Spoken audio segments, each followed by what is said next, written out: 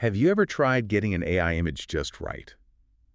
You type in all these keywords, but what comes back is, well, it's just not quite what you pictured. It's pretty common, I think. Oh, absolutely. It's rarely just about throwing a few words in, that whole Yeah. frustration. It usually comes from treating it like, I don't know, a Google search, Yeah. when really it's much more like you're directing something. A film scene maybe, or a photo shoot. You've got to give it a full creative brief. Exactly. So that's our mission for this deep dive. We want to help you shift from sort of guessing keywords to being a real visual director. Mm-hmm. And we're doing that by looking at the AI image creation template from Promethean AI. Mm. It's this guide, basically, for turning those fuzzy ideas into, like, super clear and effective prompts. Yeah, and what I find really interesting about this template is its core idea. A good prompt isn't just, a list of adjectives. Right. It's a proper creative brief. The more intentional you are, the more detailed, the better the result. It's like handing the AI a director's guide for the exact shot you want. And that detail part really jumped out at me, too. Mm. The template doesn't just suggest detail. It kind of pushes you towards these really specific descriptions. Yeah, it does. It even says you can give the AI existing images, like storyboards, to show it the look and feel you're after. That's a lot of control. It is. And it sort of highlights how sophisticated these AI models are becoming, right?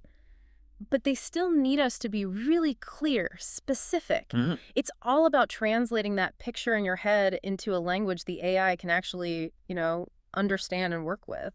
Okay, so let's dig into this template. Yeah. Think of it like a scaffold, maybe. Yeah. A structure for your ideas that helps you build a really solid prompt step by step. That's a good way to put it. It seems especially useful if you're aiming for something complex or cinematic.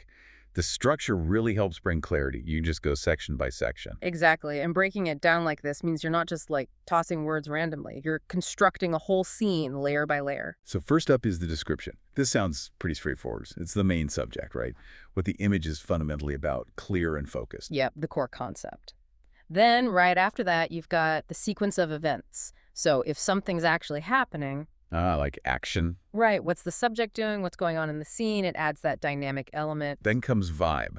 I really like this one. It's about the mood, the energy, the whole emotional feel. Is it supposed to feel dreamy or maybe high stakes, melancholy? Or chaotic, otherworldly. Yeah. Yeah, it sets that whole emotional tone for the AI. Right. And to make that vibe more concrete, you add visual details. These are the specific things you want to see.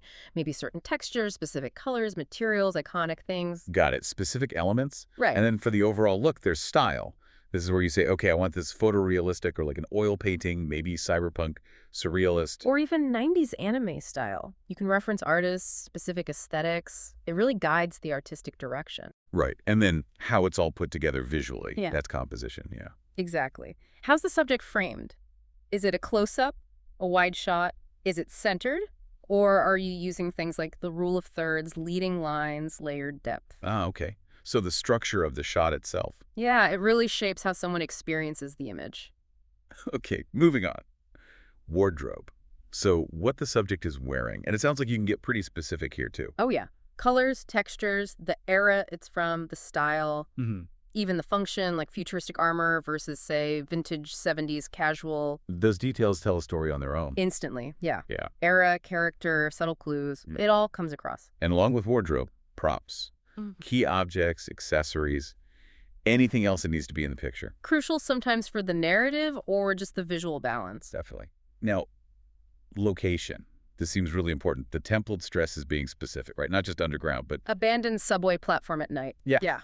Because that specificity creates a totally different mood, different visuals than just a generic setting. it makes the setting feel real atmospheric. Absolutely. And layered onto that is time of day. Morning light feels different from golden hour, which is different from midnight or an overcast afternoon. Right. It affects the light, the shadows, the whole mood. Profoundly. Yeah.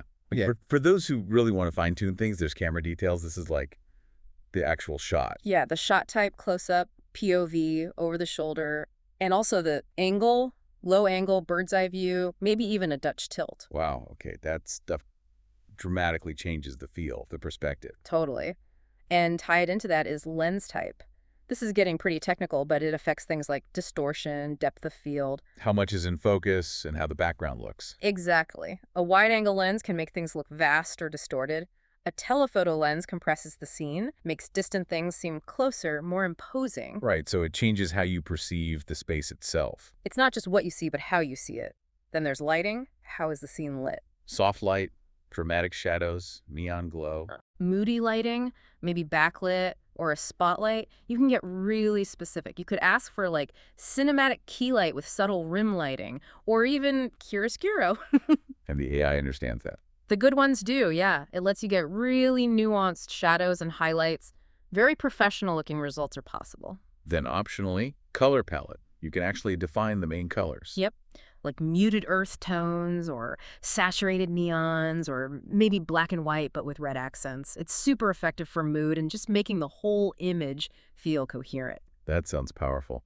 And then something really useful, negative prompts. Ah, yes. Telling the AI what you don't want. Like no text, no extra people, no weird hands. Exactly. No clutter, no distortion. It's like cleanup. You're refining the output, getting rid of potential issues before they happen. Smart. And finally, output format or ratio. Yeah. For practical stuff, like if you need a square image or a vertical one for social media or 16.9 for video. Right. Depends on the tool if it supports it. But yeah, it's for planning how you'll use the image. Wow.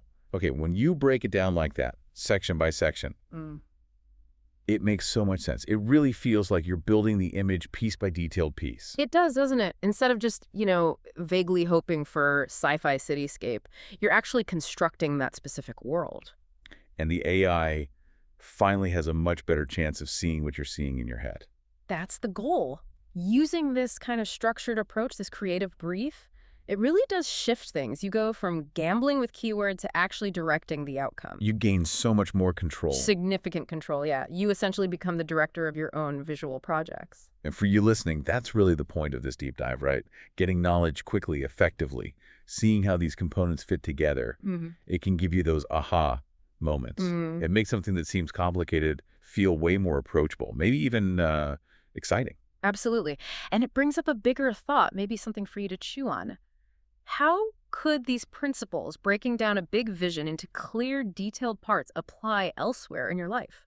Anywhere you need to communicate a specific outcome clearly, maybe in planning something, or just explaining an idea, or solving a problem. What other kinds of creative briefs are you already using, maybe without even calling them that?